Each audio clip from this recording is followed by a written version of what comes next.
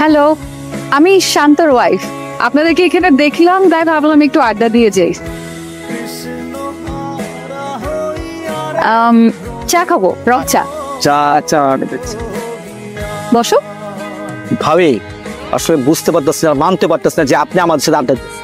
এই যে ভাইকে কতবার বলছি একটু বাসা নিয়ে যান, ভাবির সাথে পরিচয় করে দেন, সে বলে কি জানেন, ভাই বল তোর ভাবি তো অনেক বড় বিজনেসম্যান, আমাদের সাথে আড্ডা দিবে না, পরিচয় লাভ নেই। একদম থ্যাংক ইউ। সত্যি ভাই আপনি সারপ্রাইজ দেন আমাদের।